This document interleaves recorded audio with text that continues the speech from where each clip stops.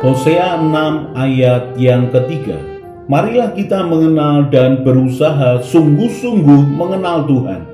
Ia pasti muncul seperti fajar. Ia akan datang kepada kita seperti hujan pada akhir musim yang mengairi bumi. Sampai dengan hari ini, Tuhan masih berbicara kepada kita manusia. Tuhan bisa berbicara melalui firman yang didengar, melalui suatu peristiwa yang terjadi, melalui orang-orang yang kita temui, melalui jamahannya dalam hati kita, juga melalui pengalaman supranatural lainnya. Dan Roh Tuhan akan menerjemahkan kepada manusia batiniah dan jiwa kita apa yang kita lihat, apa yang kita dengar, dan yang kita alami dengan kebenaran firman Tuhan dan kehendaknya dalam hidup kita, sesuai dengan perjalanan iman dan kedewasaan pengenalan kita akan Tuhan. Mari ingini Tuhan, mari buka hati dan hidup kita akan tuntunan Roh Tuhan setiap waktu. Seberapa jauh kita mengalami Tuhan tergantung seberapa kita mengingini pengalaman ilahi dengan Dia. Semakin kita mengingini Tuhan, maka semakin nyata penyertaannya dalam hidup kita. Dalam renungan belajar takut akan Tuhan ini, saya mengajak saudara belajar dari peristiwa kehidupan dan dari firman Tuhan. Mari izinkan Tuhan mengajari kita. Mari membuka hati dan pikiran kita, supaya kita hidup dalam takut akan Tuhan.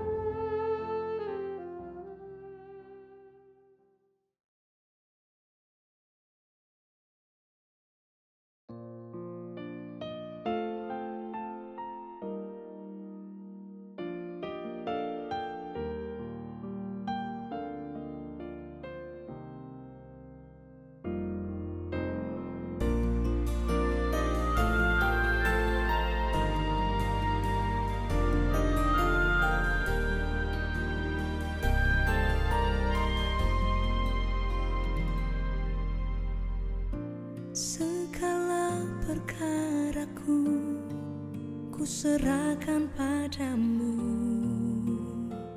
Allah pembelaku. Segala khawatirku ku taruh di kakimu,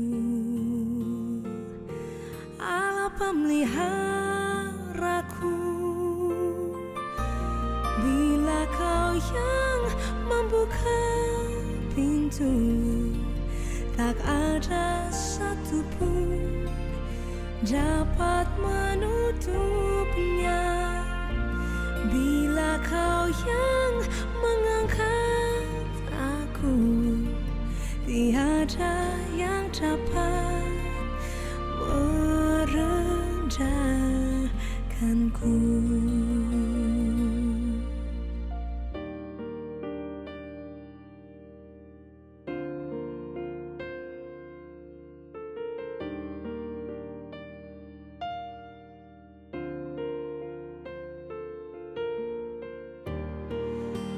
Buka pintu,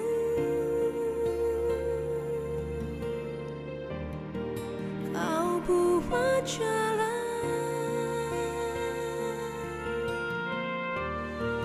kau buka pintu,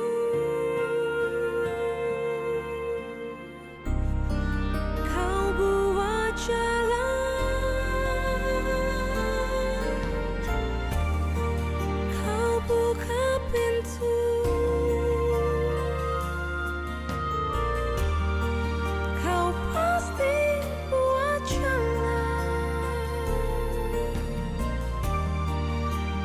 Buka pintu,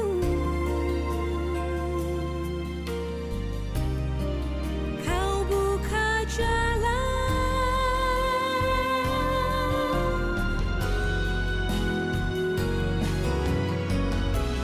Bila kau yang membuka pintu, tak ada satupun dapat menutupnya.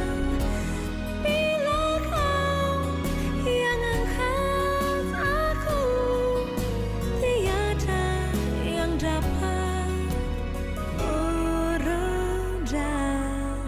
Tuhanku.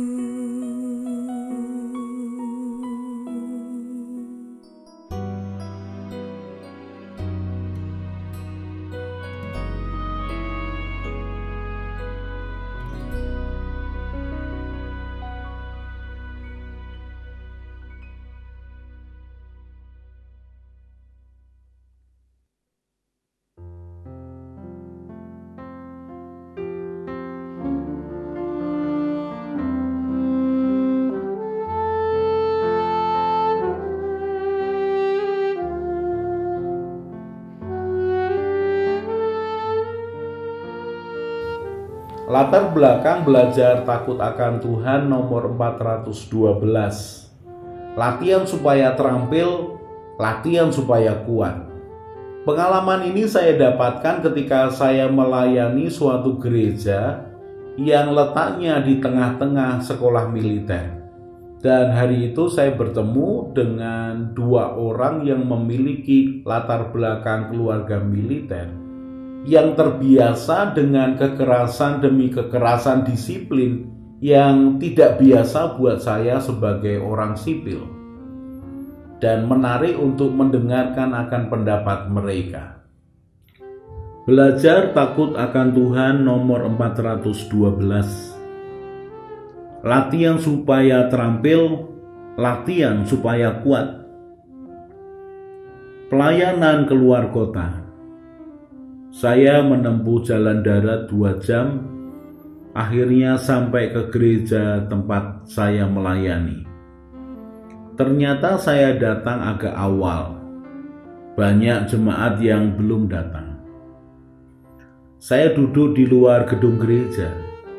Kebetulan ada tempat yang nyaman untuk sekedar duduk saja.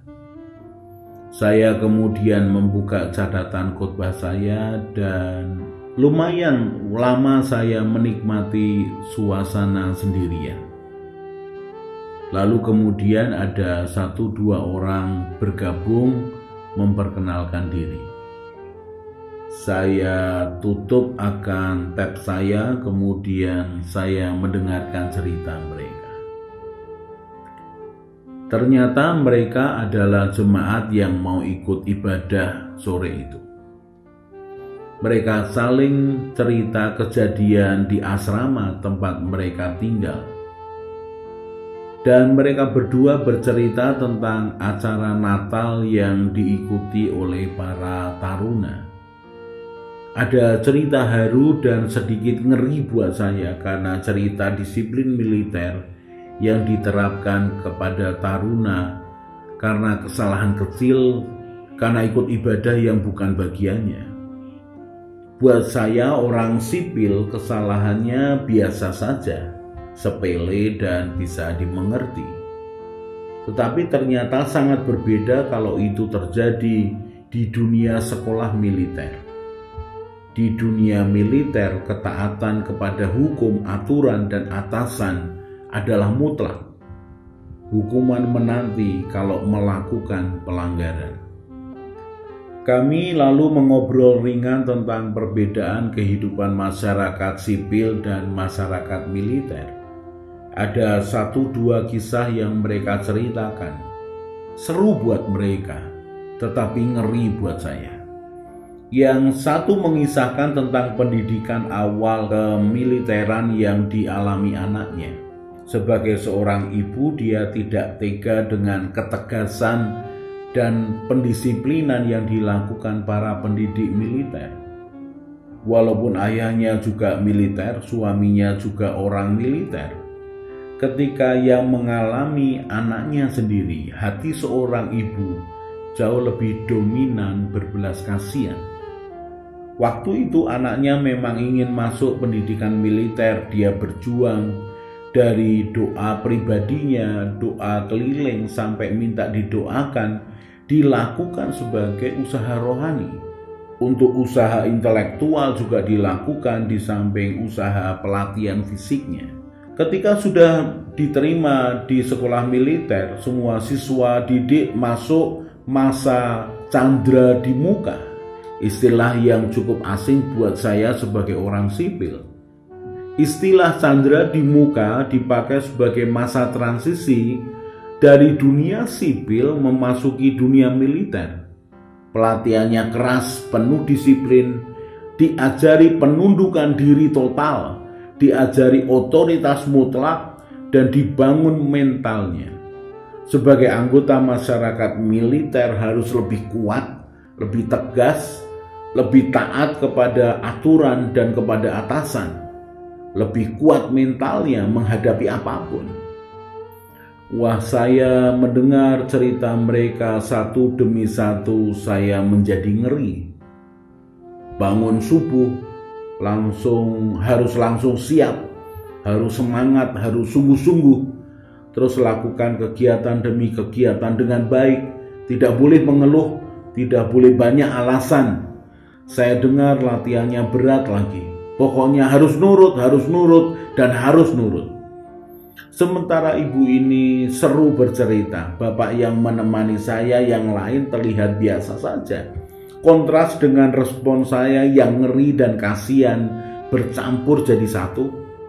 Bapak ini hanya diam mendengarkan, sesekali berkomentar, "Oh, itu biasa.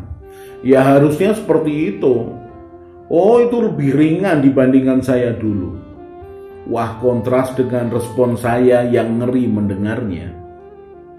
Setelah ibu itu selesai bercerita, gantian bapak ini memulai cerita hidupnya. Dari kecil dia biasa di sawah dan di ladang, biasa digembleng oleh ayahnya. Buat dia panas matahari itu biasa saja. Dijemur di lapangan biasa saja.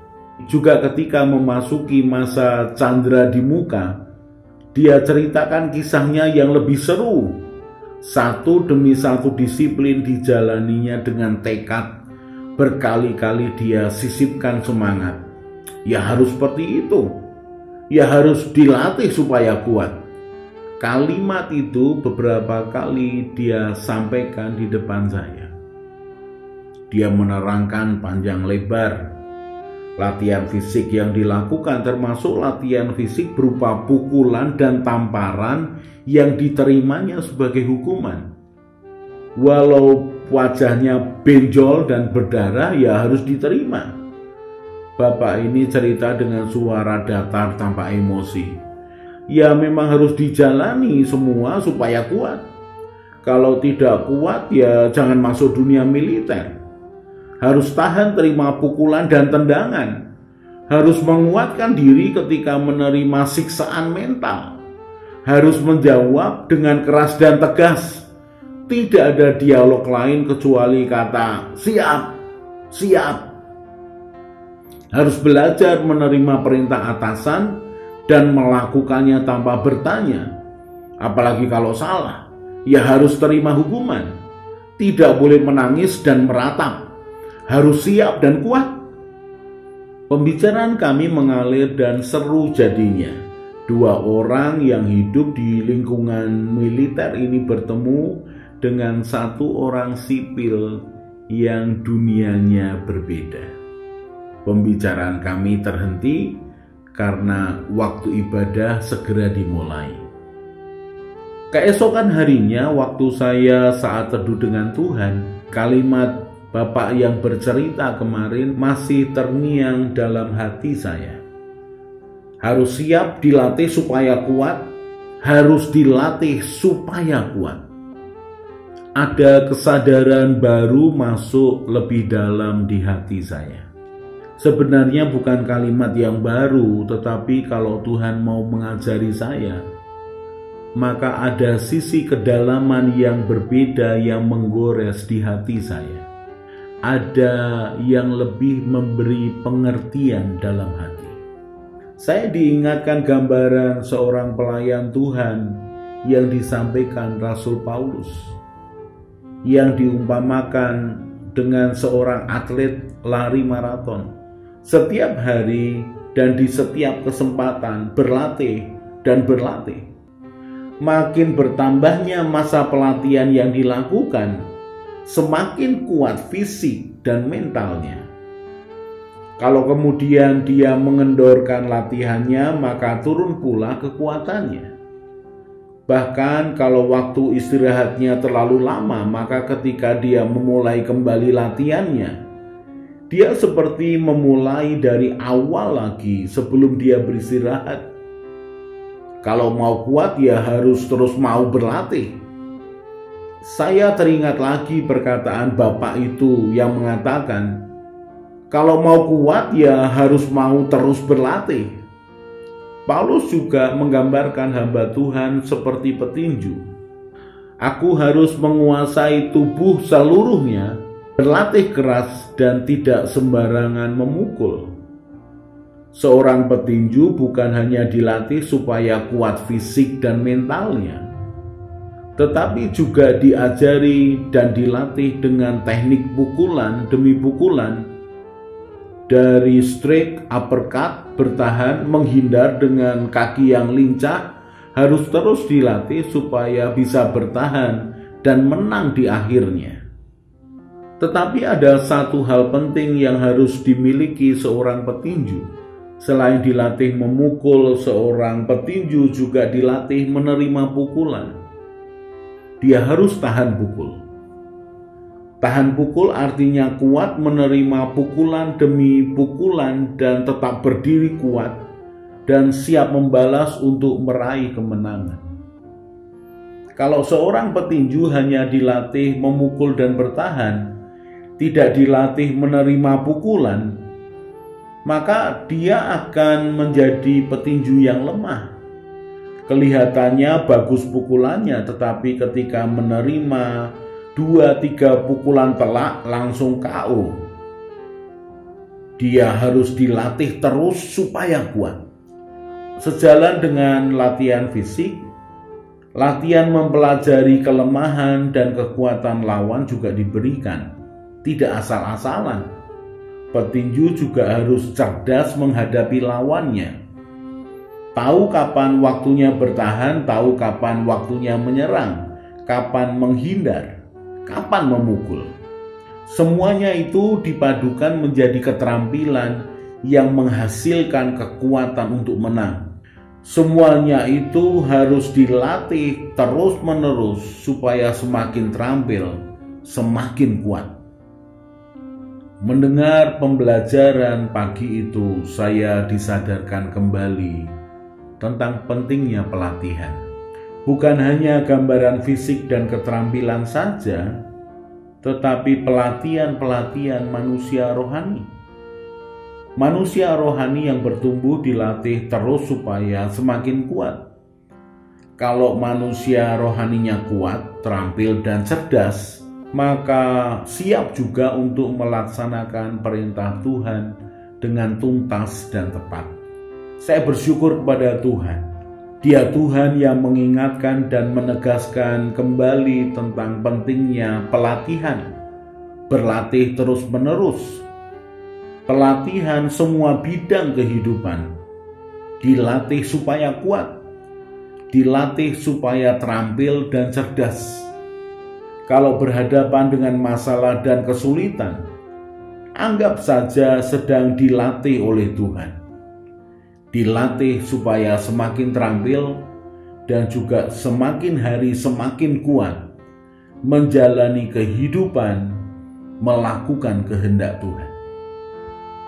1 Korintus 9 ayat 25-27. Tiap-tiap orang yang turut mengambil bagian dalam pertandingan menguasai dirinya dalam segala hal.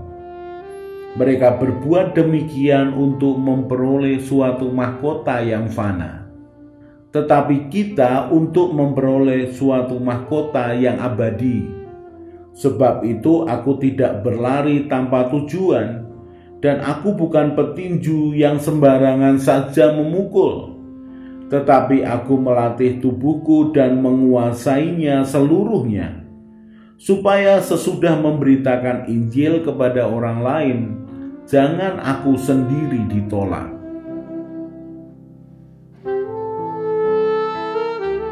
Yakobus pasal yang pertama ayat 19 mulai.